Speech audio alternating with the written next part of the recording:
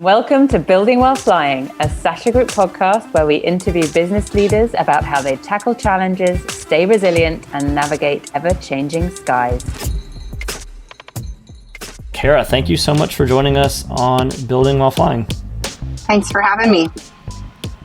Of course. Kara Hill is founder and CEO of My Recruiting Solutions, where over the last decade, Kara has become known as the queen of recruiting and the lady in the red hat at volleyball tournaments. As the nation's leading expert in recruiting for girls volleyball, she offers college recruiting services and consulting. And with over 1 million followers across social, and as a former volleyball player herself, Kara leverages her unique viewpoint and extensive experience to offer a winning strategy that gets her clients recruited. So Kara, really appreciate you being on today. Yeah, thanks. And I'm sure you're in Phoenix right now. I'm sure you're at a tournament. I'm sure it's gearing up. This is the crux of the season, right? Yeah, well, it's high school season. I'm at the Nike Tournament of Champions this weekend. So it is very, very hot here in Phoenix, Arizona, but it's good to be in a gym. Awesome. Well, let's start maybe by diving in and doing a kind of quick overview of the business model. So you're offering services to families of high school volleyball players, is that right? To kind of help them get noticed and recruited. So what kind of goes into that service? Is that a ongoing contract that they're signing with you? How does that work?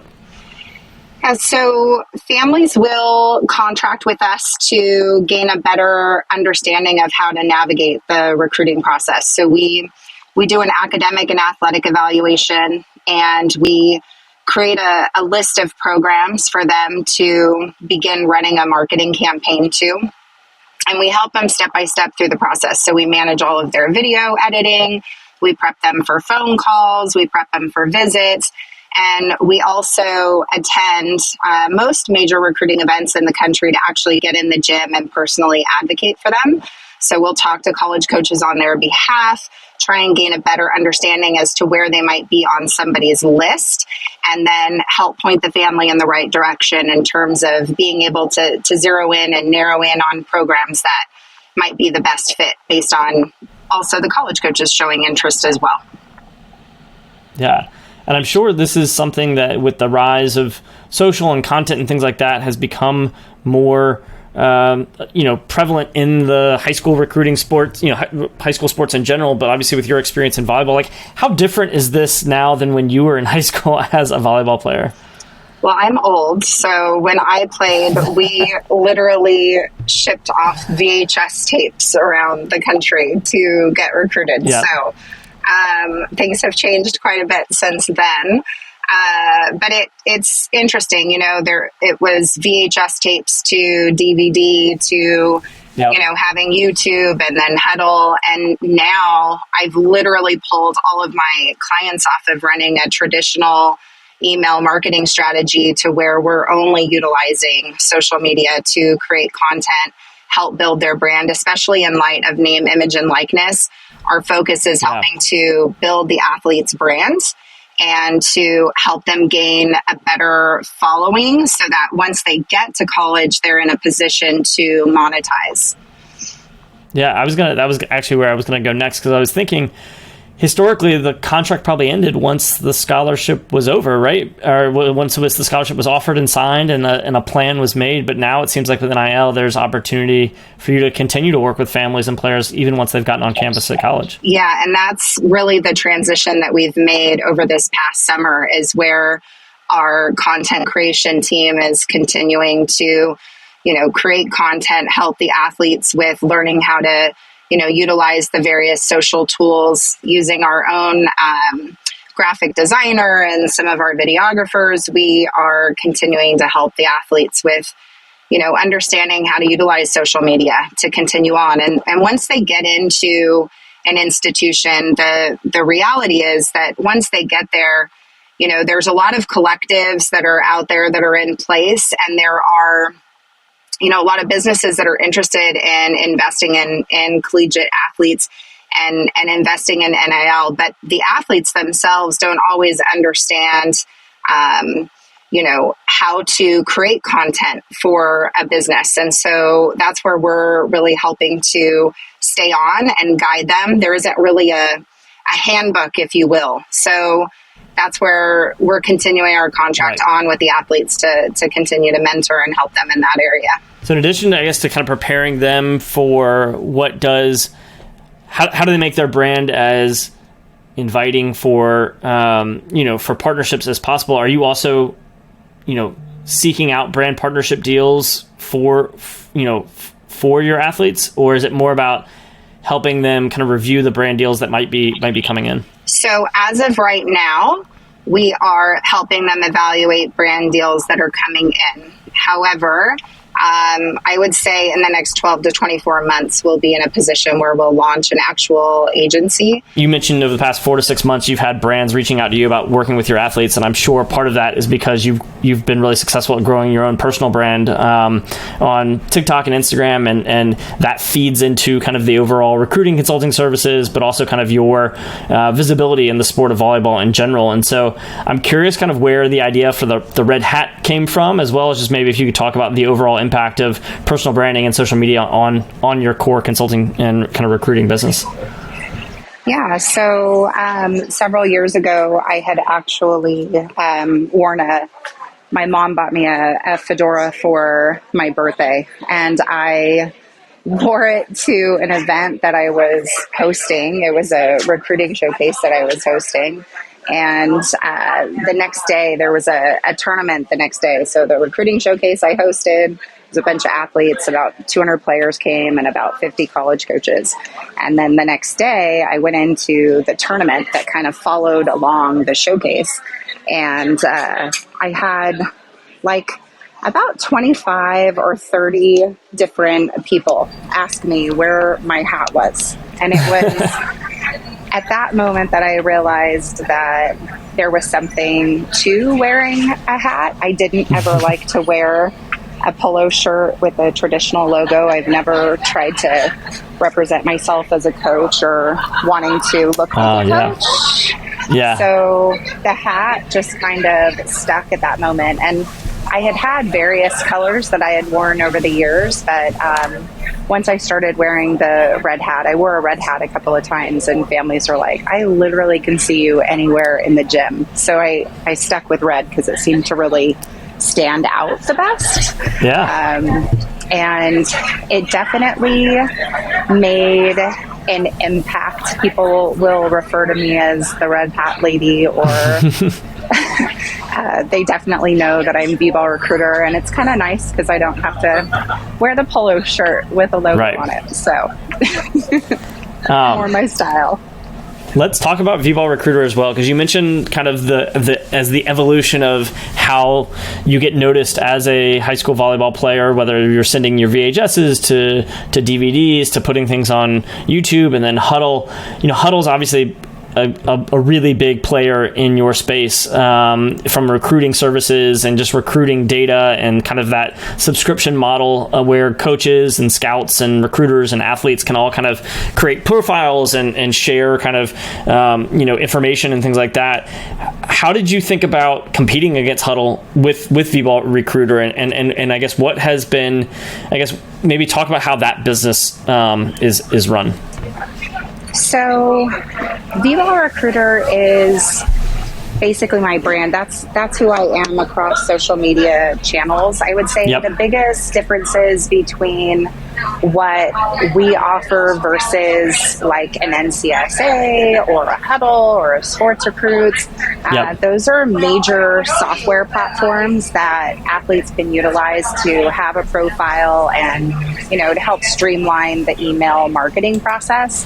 In terms of providing a higher level of customer service, there isn't anybody in the space that's traveling quite like my team and I are, where we're heading out to every major recruiting event. We're getting in the gym. We're creating content. We have volleyballrecruiter.com, which is a news platform where we're also blogging and creating news about players, and we're doing national player rankings. So I kind of focused on being more of a media player in the space and allowing the media site to drive leads into our college recruiting service. So when we're out at events, we're not only filming, but we have writers that are also writing and posting stories and doing all sorts of, graphics and rankings and things of that nature. And that helps, families to understand that we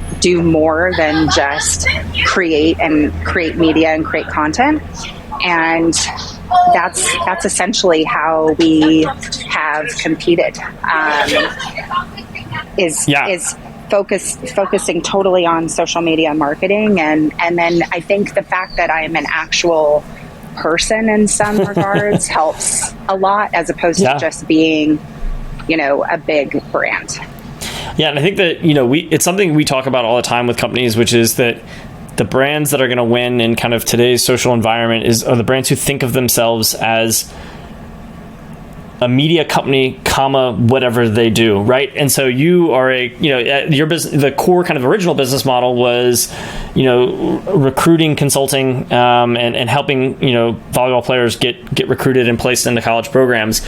You also run with and monetized the media business side of it, which I think is awesome, because that's kind of that dual income stream that's coming off both of those. And so you're treating it like a media company would, right? Like you've got content creators that are covering the sport and that are doing the rankings and creating that content on an ongoing basis. And so obviously that's something that, the Huddles and Rivals of the world, take at from a different kind of perspective. But I think that's something where you really run with, thinking of your company as a media company, but beyond just thinking about it, you're actually operating as a media company as well. Right. For us, because I'm also the director of the Under Armour All-America game, and I run the UA Next Camp Series platform for Under Armour. Yep. We had to be in a position where we were following and tracking athletes as young as 12 years old, and so going into player rankings and having media just really all tied everything together and made a lot more sense with, the direction that I was going and working with Under Armour as well. So it kind of naturally came together for me over the years that I've been in this space. But certainly the brand, I'm the only one in the Under Armour platform that isn't an actual coach. I've never coached. I built a brand and built a following and built one of the more successful, camp series and platforms, definitely the quickest, because of the brand. So that's really led to a lot more opportunity in the space. And I assume, is that how Under Armour, did they reach out to you with that role of kind of being the director of their All-American game and the Next Camp Series platform? They did through a third party, through a group called 3Step, which is they are the biggest players in youth sports right now. They're in the business of acquiring clubs and events, and they host. They also own real estate, and they do a lot of different things in the space. But that group actually had reached out to me to bring me in, and so I just was blessed and fortunate to be in a position where I could join the team. So it's been really exciting. And I'm sure that adds another layer of credibility with prospective families, right? Or with the folks that are coming to check out, vballrecruiter.com and things like that. Like, obviously that all of those are kind of working in tangent together now. 100%. I would say the content team that I have as well, I have one of the top writers in the country.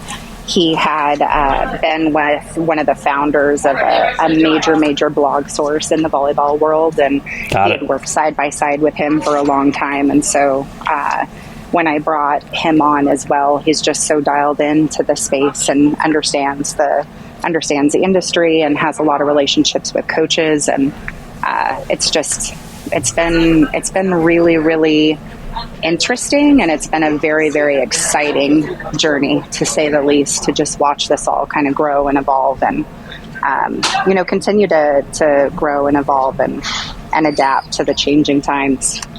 That's awesome. I know you're an alumni of the Sasha Group's 4Ds program, kind of our classroom style curriculum that include, that gets a look under the hood at how we think about brand building and marketing, but also includes some time with Gary and Q&A and things like that. As you think about that session from 4 years ago, what are some of the things that have stuck with you, or kind of the big surprising takeaways from that session? So a lot of what Gary had been preaching in terms of putting out your best content was things that I was doing in the recruiting space. Yep. But I would say that understanding how important it is to be early on a platform really resonated. And so as Musical.ly transitioned into TikTok, I got onto TikTok and I had a video early on that I think has 27, 30 million views at this point. And it's been shared across, ESPN multiple times. And it's been a great post for me that really helped get me going. But that, I would say, is something that made a huge impact. And then learning how to, create content across multiple platforms, like understanding how important it is to be native to the platform. That was something that was a big takeaway and helped me understand that you can use the same piece of content, but you got to adapt, you got to modify, you could definitely utilize it, but you got to figure it out. So there's been a lot of things as I've been able to grow. I came to the 4Ds program 4.5 years ago, and I'm coming back. Actually, I'm going to go back and do it again in a couple weeks, actually, in New York. I wanted to come back because I wanted a little bit more time with Gary, and just knowing to the kind of thinking about going down this name, image, and likeness and the brand building with the athletes. I just kind of wanted to dive in more, pick his brain a little bit, and then help create these content strategies for these athletes. Yeah, I mean, that's such a huge part. I mean, Vayner Sports, the day NIL launched, they had they were pouncing and ready, and where they've kind of signed athletes where they represent them for to go find deals, but then they also work with brands where they source athletes, so they kind of do it on both sides. And it is while it's a bit still even a year plus in, it's still a bit of the Wild West. You're so well positioned for that because of you've got the relationships with the athletes, but then also this space when it comes to content strategy and how to get a post that's going to get 27, 30 million views. And even I was checking out your TikTok over the past couple of weeks, and you're consistently posting a lot of content, and you're also consistently getting a lot of views, and so you're still putting in that work day in and day out, and that I think is a great example for your athletes to follow. So I'm curious kind of you mentioned kind of the NIL opportunity. What else is on the roadmap for your multiple businesses?